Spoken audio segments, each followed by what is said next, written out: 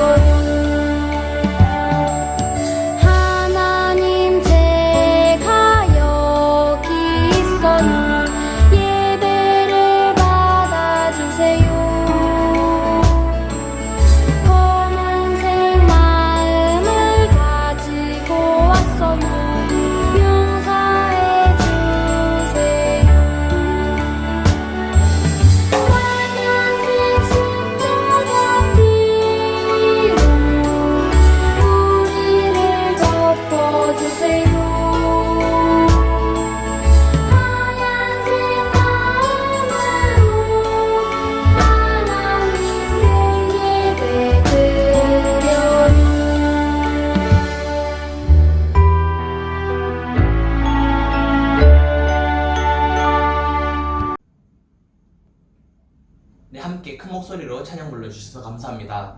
그러므로 오늘 받으실 말씀입니다. 오늘의 말씀은 갈라디아서 2장 11절부터 21절까지 말씀입니다. 제가 읽어드리도록 하겠습니다.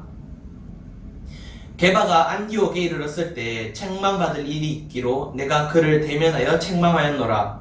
야고보에게서 온 어떤 이들이 이르기 전에 게바가 이방인과 함께 먹다가 그들이 오매 그가 할례자들을 두려워하여 떠나 물러가매 남은 유대인들도 그와 같이 외식함으로 바나바도 그들의 외식에 유혹되었느니라. 그러므로 나는 그들이 복음의 진리를 따라 바르게 행하지 아니함을 보고 모든 자 앞에서 게바에게 이르되 내가 유대인으로서 이방인을 따르고 유대인답게 살지 아니하면서 어찌하여 억지로 이방인을 유대인답게 살게 하려 하느냐 하였노라. 우리는 본래 유대인이요 이방 죄인이 아니로되 사람이 의롭게 되는 것은 율법의 행위로 말미암음이 아니요 오직 예수 그리스도를 믿음으로 말미암는 줄 알므로 우리도 그리스도 예수를 믿나니 이는 우리가 율법의 행위로서가 아니고 그리스도를 믿음으로써 의롭다함을 얻으려 함이라. 율법의 행위로서는 의롭다함을 얻을 육체가 없느니라. 만일 우리가 그리스도 안에서 의롭게 되려 하다가 죄인으로 드러나면 그리스도께서 죄를 짓게 하는 자냐? 결코 그럴 수 없느니라. 만일 내가 헐었던 것을 다시 세우면 내가 나를 범법한 자로 만드는 것이라.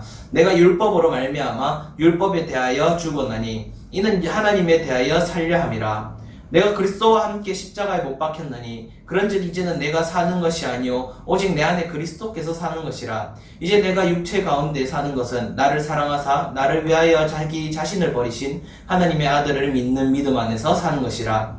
내가 하나님의 은혜를 패하지 아니하였노니 만일 의롭게 되는 것이 율법으로 말미암으면 그리스도께서 헛되이 죽으셨느니라. 아멘.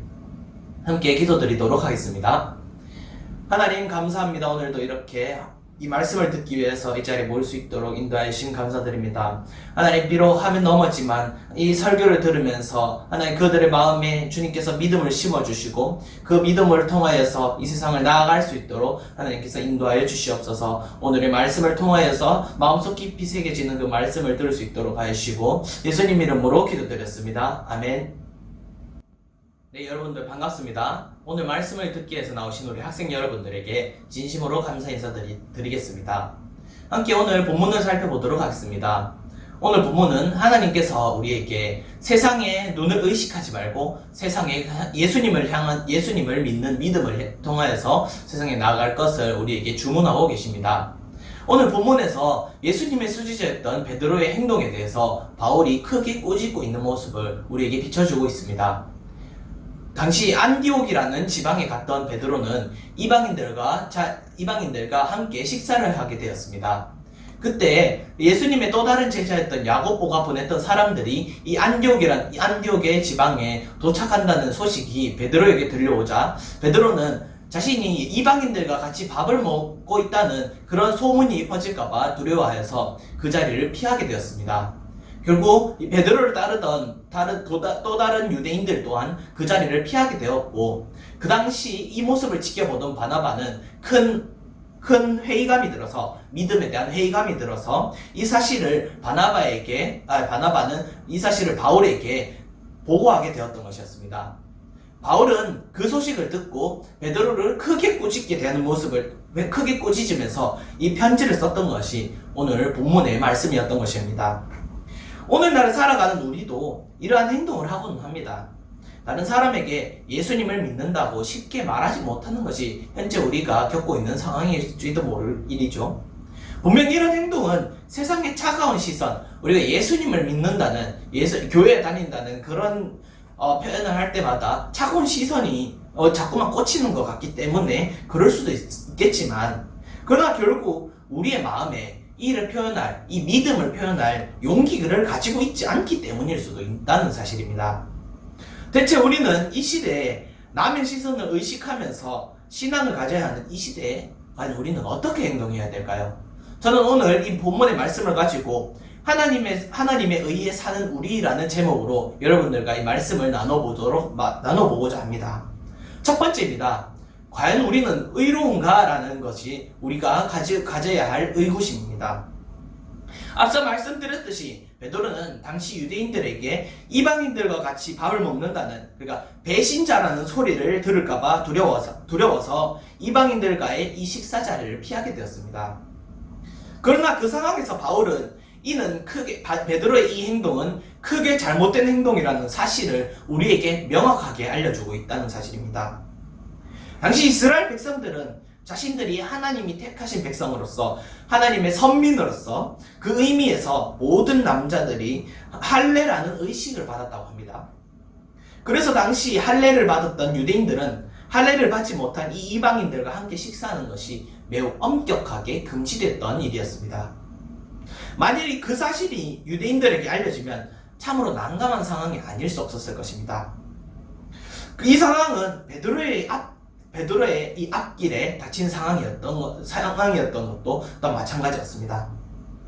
그 상황에서 베드로는 그 자리를, 이방인들과의 식사의 자리를 피하는 선택을 하게 되었고, 베드로에게 있어서 당장은 예수님의 가르침보다 베드로 자신의 명예를 더 중시한 그런 선택을 한 것이었습니다. 그런데 베드로에게 이런 상황은 사실 처음이 아니었습니다. 앞선 베드로가 이 상황 전에 또 다른 상황을 겪었었는데, 사도행전 10장 9절에서 48절의 말씀에 이러한 상황과 이 안디옥 안에서의 상황과 비슷한 상황이 연출되었다는 사실입니다. 이 사도행전 10장 9절에서 48절까지의 말씀은 이방인 고넬료에게 성령을 부어주신 하나님에 대해서 말하고 있음을 우리가 볼 수 있습니다. 이날 베드로가 집의 지붕에서 베드로가 거하던 집에서 그 지붕에 올라가서 기도를 하고 있었습니다. 그때 하나님께서 베드로에게 어떤 그릇을 내려다 주시면서 그릇 안에 있는 것을 먹으라고 명령을 하셨던 것이었습니다. 그 그릇 안에서는 베드로가 확인해 보니 그 그릇 안에서 많은 짐승들, 특히나 당시 이스라엘 율법에 부정하다고 적혀져 있던, 기록되어 있던 동물들이 그 그릇에 가득 차 있었다는 것이었습니다. 그 당시 부정한 동물들을 만져서도 또한 먹어서도 안 되는 상황이 바로 이스라엘의 상황들이었죠. 그때 베드로는 하나님께 이 금지된 짐승들, 이 부정한 짐승들을 먹지 않겠다고 말하였습니다. 그때 하나님께서는 이렇게 대답하셨죠. 사도행전 10장 15절에 하나님께서 깨끗하게 하신 것을 베드로에게 내가 속되다 하지 말라 하셨습니다. 속되지 말라 하셨다는 것이 바로 하나님의 대답이었던 것이죠. 이후 베드로의 앞에 고넬료라고 하는 이름을 가진 백부장이 보냈던 사람들이 베드로에게 자신의 고넬료의 집에 같이 가자고 청하였고, 하나님의 명령에 따라 베드로는 그들을 따라서 고넬료에게 갔습니다. 거기서 베드로는 이방인이었던 고넬료와 그 가족들에게 하나님의 말씀을, 예수님의 그 뜻을 선포하였고, 고넬료의 가족들은 모두 하나님께서 보내주신 성령을 받게 되었던 것이었습니다. 이 사건에, 고넬료가 성령을 받았던 이 사건의 가장 큰 의미는 바로 당시 이스라엘 백성들에게 부정하다고 여겨졌던 이방인들이 최초로 하나님께 성령을 받게 되었다는 사실이 굉장히 큰 의미를 가지고 있던 것이 사도행전 10장 9절에서 48절까지의 말씀에 나타난 상황이었습니다. 물론 이를 가장 가까이서 목격했던 사람도 당연히 베드로였습니다. 예수님의 수제자였던 베드로였다는 것이, 베드로가 목격했던 것이 바로 이방인들에게 성령을 부어주신 하나님의 모습을 베드로가 가장 가까이서 지켜봤던 것이죠. 당시에는 굉장히 놀라운 경험이었고, 눈앞에 하나님께 큰 영광을 올려드릴 일이었습니다. 그런데 아이러니하게도 그 일을 눈앞에서 경험했고 깨달았을 이 베드로는 오늘의 본문에서 사람들의 시선이 무서워서 이방인들과의 식사의 자리를 무시해버리고 이방인들 식사의 자리에서 밖으로 나가버리는 모습을 오늘 본문을 통해서 확인할 수 있었던 것이었습니다. 더군다나 베드로의 이 행동으로 예수님을 믿는 유대인들에게까지 매우 큰 나쁜 영향을 끼쳤다는 것이었습니다. 이에 바울은 이 베드로의 행동에 대해서 베드로를 매우 크게 꾸짖고 있습니다. 오늘 본문 14절의 말씀을 보니까 내가 유대인으로서 이방인을 따르고 유대인답게 살지 아니하면서 어찌하여 억지로 이방인을 유대인답게 살게 하려 하느냐라고 베드로에게 말하고 있습니다. 바울은 베드로에게 자기는 유대인이 지켜야 할 것을 지키지도 않고 살아가면서 왜 이방인들에게는 유대인들이 지키는 그 율법의 말씀을 가지고 살아갈 것을 강요하고 있고 지시하고 있냐고 베드로에게 크게 꾸짖고 있는 것을 우리는 볼 수 있습니다. 결국 바울은 왜 자꾸만 율법에 얽매이는 신앙생활을 하는 것인지에 대해서 베드로에게 따지고, 또한 현재 살아가는 우리에게도 이런 말씀을 굉장히 크게 와닿게 하고 있다는 것을 우리는 알아야 되는 것입니다. 베드로는 3년 동안 예수님 곁에서 함께 지내면서 많은 것을 배웠습니다. 특별히 믿음의 사람은 어떻게 살아야 하는지를 가장 가까이서 보고, 예수님을 통하여서 가장 가까이서 보고, 예수님을 통하여서 예수님의 말씀을 항상 들으면서 듣고 깨달았던 사람이 바로 베드로였던 것이었습니다. 그런데 오늘 베드로는 예수님처럼 듣고 알고 배운 그 믿음의 모습처럼 행동하지 못하는 사실을 오늘 본문을 통해서 확인할 수 있습니다. 그는 세상의 시선에 얽매여버렸고 하나님의 말씀보다 자신의 명예, 자신의 위신, 자신이 지켜야 할 그런 명예들을 더 생각하였으며 결국 자신의 독단으로 이 이방인들과의 자리를 피하는 것을 선택하게 되었다는 것입니다. 그에게 있어서 믿음은 언제든지 바꿀 수 있는 그런 가벼웠던 것이었을 수도 있을지도 모를 일입니다. 마치 현재를 살아가는 우리가 교회를 다니는 것이 부끄러워하고 성경을 읽는 것을 좋아하지 않으며 주일에 교회에 나와서 예배를 드리는 것보다 친구들과의 약속을 지키는 것이 더 우선시하는 모습과 같이 말입니다. 우리는 하나님께서 모시기에 굳건한 믿음을 가지고 있을까요? 우리는, 여러분은 과연 그런 믿음을 가지고 있지 않다고, 그런 흔들리지 않는 믿음을 가지고 있다고 말할 수 있습니까? 아마 그런 말을 하기에는 굉장히 쉽지 않을 것이 우리의 상황이고 현재 우리가 살아가는 모습일지도 모를 일입니다. 그렇게 오늘 바울은 오늘의 본문을 통하여서 우리가 어떻게 해야 되는지에 대해서 설명해 주고 있습니다. 그래서 두 번째 주제로 우리는 바른 우선순위를 가지고 있어야 된다라는 사실입니다. 바울은 유대인의 눈과 시선을 무서워하던 베드로에게 이렇게 주문하고 있습니다. 오늘 본문 14절에 내가 유대인으로서 이방인을 따르고 유대인답게 살지 아니하면서 어찌하여 억지로 이방인을 유대인답게 살게 하려 하느냐라고 이렇게 말하고 있음을 아까 읽어보셨듯이 알 수 있습니다. 바울은 베드로에게 왜 자신의 잣대를 자꾸 이방인들에게 들이밀고 있는지에 대해서 크게 꾸짖고 있음을 오늘 본문을 통해서 또 확인할 수 있습니다. 왜 같은 크리스천으로서 이 같은 하나님을 믿고 같은 예수님을 마음에 영접한 이방인들에게 왜 자꾸만 낡아 빠진 옛날의 그 전통을 들이밀고 있는가에 대해서 크게 꾸짖고 있다는 말이죠.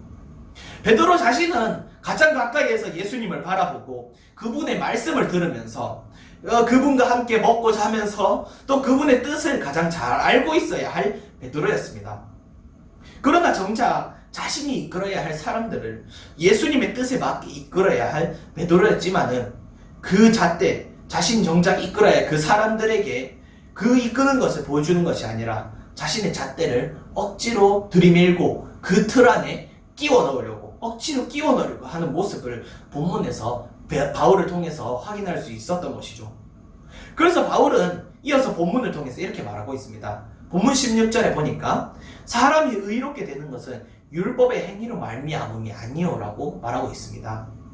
사람의 의로움은 결코 율법을 따름으로써 의로운 사람이라고 일컬음 받게 되는 것이 아니라고 바울은 우리에게 분명히 밝히고 있다는 것입니다. 앞서 말했듯이 오히려 인간의 죄를 깨닫게 하는 역할을 하는 것이 바로 이스라엘의 법인 율법입니다. 그런데 지금 베드로는 자꾸만 그 율법에 얽매이면서 자신의 죄를 겉으로 드러내면서 그 나쁜 영향을 자신이 품어야 할 주위의 사람들에게 계속해서 나쁜 영향을 심어주고 있다는 사실입니다. 주위의 사람들에게 계속해서 퍼뜨리고 있다는 그런 나쁜 상황을 계속 퍼뜨리고 있다는 것이죠. 물론 베드로의 입장으로는 율법을 아예 지키지 않을 수는 없습니다. 그렇게 당시 베드로 자신은 이 크리스천들을 이끌어가던 리더의 위치에 있었고 그만큼 사람들의 시선을 신경 쓸 수밖에 없었던 것이 베드로가 처한 상황이면 부정할 수 없습니다. 그러나 베드로는 착각하던 것이 있었습니다. 그것은 바로 무엇이 우선순위인가에 대한 것을 착각해버리고 말았던 것이죠. 베드로의 마음의 가장 큰 부분을 차지했던 것은 바로 사람들의 시선이었습니다. 그 들 안에서 자꾸 갇히면서 자신을 옭아매고 있었던 것이었죠. 바울은 이러한 베드로의 모습을 캐치하고서는 다시 16절에 이어서 말합니다. 오직 예수 그리스도를 믿음으로 말미암은 줄 알므로 우리도 그리스도 예수를 믿나니 이는 우리가 율법의 행위로서가 아니고 그리스도를 믿음으로써 의롭다함을 얻으려 함이라. 율법의 행위로서는 의롭다함을 얻을 육체가 없느니라 라고 말하고 있습니다.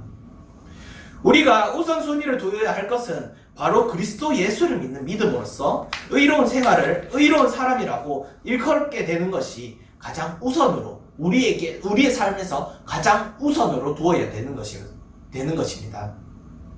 의인의 행위에 대해서 결정이 되는 것이 아니라 오직 믿음으로써 결정된다는 것입니다.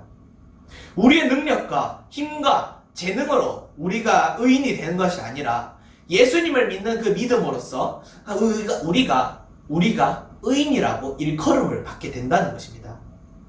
그러므로 중요한 것은 보여주는 형식과 이런 행동이 아니라 예수님을 믿는 그 믿음을 가지고서 말씀대로 사는 모습이 바로 의인이라는 것입니다. 바울의 행위는 바울의 행위는 바울은 행위로 대표되는 율법을 따르기보다 믿음으로 대표되는 예수님을 의지할 것을 우리에게 말하고 있음을 오늘 본문을 통해서 확인할 수 있습니다. 본문 20절에도 이렇게 말하고 있죠. 내가 그리스도와 함께 십자가에 못 박혔나니 그런즉 이제는 내가 사는 것이 아니요 오직 내 안에 그리스도께서 사시는 것이라. 이제 내가 육체 가운데 사는 것은 나를 사랑하사 나를 위하여 자기 자신을 버리신 하나님의 아들을 믿는 믿음 안에서 사는 것이라 라고 말하고 있음을 오늘 본문을 통해서 확인할 수 있습니다. 우리의 삶 속에서 믿음의 진가를 보여줄 수 있는 경우는 아주 많이 있습니다. 하루를 기도와 감사로 시작하는 것, 식사 때마다 주변의 눈을 의식하지 않고서 기도하는 것, 또 아직 예수님을 모르는 친구들에게 복음을 전해주는 것, 또 성경을 정기적으로 읽어가는 것, 또 예배에 빠지지 않고 일찍 나와서 함께 찬양을 부르며 설교를 듣는 것, 이러한 모든 것들이 우리가 우리의 삶 속에서 행동으로 보여줄 수 있는 믿음의 모습인 것입니다. 무엇보다도 예수님께서는 이러한 모습들을 우리에게 원하시고 또 행동할 때 기뻐하신다는 사실을 잘 알아야 되는 것입니다. 여러분들은 이러한 것을 잘 지키고 있습니까? 우리의 마음에는 어떠한 것이 가장 크게 자리 잡고 있습니까? 여러분들은 스스로를 하나님의 자녀라고 부를 수 있습니까? 여러분들의 마음에는 과연 어떤 것이 우선순위가 되어 있습니까? 예수님을 향한 믿음을 지키고 앞으로의 삶을 살아갈 수 있는 우리 중고등부 학생 여러분들이 되기를 주님의 이름으로 소망합니다. 이만 말씀을 맺도록 하겠습니다. 오늘 본문의 말씀은 우리에게 믿음에 대해서 말씀하고 있습니다. 즉 행위나 겉모습으로 살아가지 말고 말씀대로 믿음을 가지고서 살아가야 함을 말하고 있는 것이죠. 그리고 이러한 결단과 결심이 선언에서 끝나는 것이 아니라 우리의 행동으로, 삶의 행동으로 나타나야 되는 것입니다. 오늘 베드로는 믿음이 있었지만 그대로 실천하지 못했습니다. 사람의 시선, 주위의 평가, 리더로서의 모범 등에 대한 이 두려움과 무서움 때문에 믿음의 삶을 온전히 보여주지 못한 것이 바로 베드로가 오늘 본문을 통해서 보여주고 있는 모습인 것이죠. 그렇기 때문에 만약 우리 또한 베드로처럼 믿음을 선언만 하고서 온전히 믿음대로 살지 못한다면 우리 또한 율법대로, 행위대로 사는 사람과 같을 것입니다. 물론 우리가 무조건 율법을 버리는 삶을 살아야 된다라는 것이 오늘 본문의 포인트가 아닙니다. 분명 율법을 지켜야 되는 것도 맞는 말이죠. 그러나 우리가 믿어야 할 것은 그리스도 예수 안에 있는 믿음이란 것입니다. 우리는 이 사실을 잊지 말고 말씀대로 믿음을 가지고서 예수님이 우리의 구원이 되어주시고 예수님이 우리의 능력이 되시며 예수님이 우리의 치료자 되시며 결국 예수님의 삶이 우리의 목표가 되도록 예수님의 삶이 우리의 전적인 모든 목적과 목표가 되어야 된다는 것입니다. 여전히 어리고 연약한 신앙을 가지고 있지만 예수님께로 돌아가서 믿음을 가지고 행동을 하며 살아가는 우리 부광교회 중고등부 학생 여러분들 되기를 주님의 이름으로 소망합니다. 기도드리겠습니다. 하나님 감사합니다. 오늘 이렇게 이 말씀을 듣도록 인도해 주신 감사드립니다. 하나님, 저희는 언제나 의인처럼 행동하지만 저희가 의인인 것처럼 행동하지만 그러나 실상은 저희는 참 연약한 죄인이라는 것을 오늘 말씀을 통해서 또한 알게 됩니다. 하나님, 참 저희는 세상의 눈을 의식하여서 외식함으로써 참 하나님의 말씀을 따르기보다 저희의 명예를 생각하였고 저희가 세상의 눈치를 보면서 참 저희 믿음대로 예수님의 그 뜻대로 살아가지 못함을 고백합니다. 하나님, 저희는 더욱더 하나님의 말씀을 저희의 마음속에 바른 우선순위로 두고 하나님의 말씀을 저희의 삶의 목표로 둘 수 있도록 하여 주시옵소서. 주님께서 인도해 주시는 그 삶을 따라갈수록 하나님께서 함께해 주시고 주님의 말씀을 더욱더 생각하며 더욱더 세상의 눈치를 보는 것이 아니라 하나님의 말씀을 읽어 나갈 수 있는 우리가 될 수 있도록 하나님의 그 뜻을 따라 살 수 있는 저희가 될 수 있도록 하나님께서 인도하여 주시옵소서. 예수님 이름으로 기도드렸습니다. 아멘. 주기도문으로 예배 마치도록 하겠습니다.